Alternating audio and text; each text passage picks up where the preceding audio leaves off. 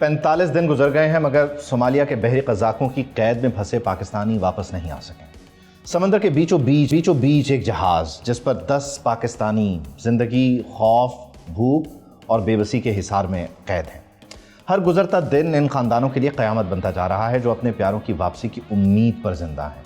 अब दहला देने वाली वीडियो सामने आई है जिसमें यरगमाल पाकिस्तानी यासिर खान की आवाज़ में वो दर्द है कि जो शायद लफ्ज़ों में बयान नहीं हो सकता। वो कह रहे हैं कि उन्हें जहाज़ के टैंक का गंदा पीला पानी पीने पर मजबूर किया जा रहा है। गंदा पानी और खाने के लिए सिर्फ 24 घंटों में एक बार उबले हुए चावल, कमज़ोर खौफज़दा चेहरे और हर लम्हे मौत का साया।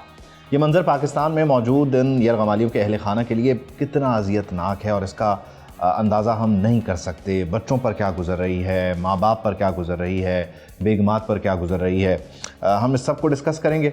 हमें ज्वाइन कर रही हैं यासिर साहब की अहलिया महविश या साहिबा। बहुत शुक्रिया Mahvish, thank you for joining us. Islamabad से हमारे नुमाइंदा खुसूसी सलमान आवान भी हमारे साथ मौजूद हैं। जानने की कोशिश करेंगे कि एग्जैक्टली हुकूमत पाकिस्तान इस वक्त क्या कर रही है। महविश, क्विकली आपसे इस डिस्कशन को आगे बढ़ाते हुए, ज़ाहिर है ये बहुत मुश्किल दिन है, तकरीबन 45 दिन हो चुके हैं। ये वक्त कैसे गुज़रा है और इस वक्त को बेहतर बनाने के लिए यानी यासिर की वापसी के लिए क्या कोशिशें हुई हैं? आपसे किन किन लोगों ने रब्ता किया है? आप क्या समझती हैं कि अब तक जो हुआ है आप उसमें मुतमईन हैं? अस्सलाम वालेकुम। नहीं, इस वक्त तो मैं ऐसी जगह खड़ी हूँ जहाँ मुझे कोई भी तसल्ली नहीं है। बिल्कुल, मैंने आज एक स्टेटमेंट सुना है, मोफा की तरफ से आया है, लेकिन स्टिल उसमें कुछ ऐसा तो नहीं कहा गया कि उनकी वापसी है, क्योंकि आज 45 डेज़ हो चुके हैं और स्टिल अभी तक हमें कोई एश्योरिटी नहीं दी जा रही कि वो इतने टाइम लिमिट में वापस आ जाएंगे। तो हमारे लिए तो ये निहायत ही शॉकिंग है कि अभी तक इस चीज़ पे शायद बात भी नहीं हो रही है या हो रही है, हमें नहीं पता, क्योंकि पायरेट्स ने तो हमें यही कहा है कि बात हो ही नहीं रही है।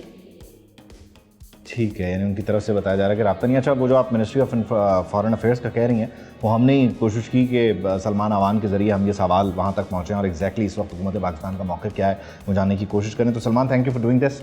आपने ये सवाल पूछा, रद्द अमल क्या मिला है, एग्जैक्टली क्या जवाब था, हमें आगाह कीजिएगा प्लीज़।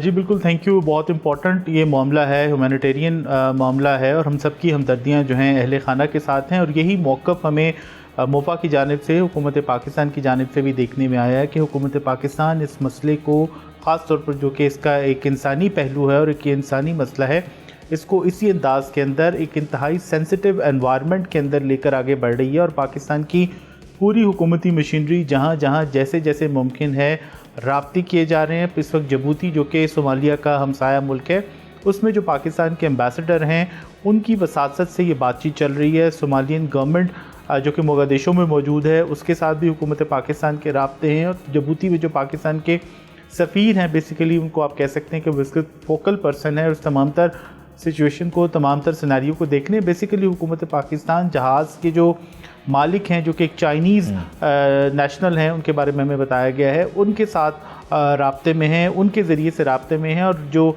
जिस तरह से आज अभी हमारी बहन ने जिक्र किया कि लोग बहुत ज़्यादा वहाँ पर मुश्किल में हैं, और यही जो अल्फाज हैं, यही दर्दमंदी जो है मुझे तो कम से कम दिखाई दी। मोफा के स्पोक्स पर्सन की जो कमेंट्स है उसके अंदर भी उन्होंने भी कहा कि सबसे पहले तो ज़रूरत इस बात की है और हुकूमत पूरी कोशिश करी है कि जहाज़ के ऊपर जो महसूर अफराद हैं या यरगमाली अफराद हैं उन तक जो बेसिक प्रोविजंस हैं वो पहुँचाई जाए, जिसके अंदर पानी, खुराक, अद्वियात वगैरह बेसिक नेसेसिटीज़ जो हैं वो शामिल हैं, वो उन तक फौरी तौर पर पहुँचाने की कोशिश की जा रही है। और इसके साथ साथ जो दूसरी इंपॉर्टेंट चीज़ है वो आपको पता होना चाहिए कि जहाज़ के ऊपर इस वक्त हाईली एक्सप्लोसिव मटीरियल जो है बदकिस्मती से मौजूद है, जो कि बहुत ज़्यादा सिचुएशन को मज़ीद ख़तरनाक बना देता है। और जिस जोग्राफ़ी के अंदर ही मौजूद है वो आप जानते हैं कि इस खत्ते की वजह से, मिडिल ईस्ट की सिचुएशन की वजह से बहुत ज़्यादा ये मामला जो है सेंसिटिव है। ये बहुत इंपॉर्टेंट था कि हुकूमत पाकिस्तान की बहरहाल, हाँ प्लीज़ कंक्लूड करें। हुकूमत पाकिस्तान की पूरी जी मैं ये बता रहा था कि हुकूमत पाकिस्तान की तरफ से हमें यकीन दिलाया कि हर लेवल के ऊपर, चाहे सोमालिया के लेवल पर हो, जबूती के लेवल के ऊपर हो, कोशिशें भरपूर जारी हैं। ऐसा नहीं है कि जो आपने वीडियो देखी है यासिर की, जिसमें वो मुखातिब हैं और वो सारी रुदात बता रहे हैं, आप उनकी सेहत को, जाहिर है क्योंकि वो खाने का बता रहे हैं, पानी का बता रहे हैं, उनकी सेहत कितनी गिर गई है, क्योंकि आप ही हमें बता सकती हैं बेहतर तरीके से कि जब वो गए तो उनकी सेहत क्या थी और अभी जब आपने उन्हें देखा तो क्या, मतलब क्या है उनकी सेहत, एग्जैक्टली कंडीशन क्या है देखने से वीडियोस में? मैं बहुत परेशान हो गई हूँ। यासिर माशाल्लाह बहुत अच्छी सेहत लेकर गए थे यहाँ से, लेकिन आज जो मैंने उनकी हालत देखी है, जो मैंने उनकी वीडियो देखी थी उस दिन परसों, तो मैं उस पे बहुत परेशान हो गई थी उनको देख के, क्योंकि ऐसा मैंने उन्हें कभी भी नहीं देखा था जिस हाल में वो अभी हैं और बेहद कमज़ोर हो चुके हैं।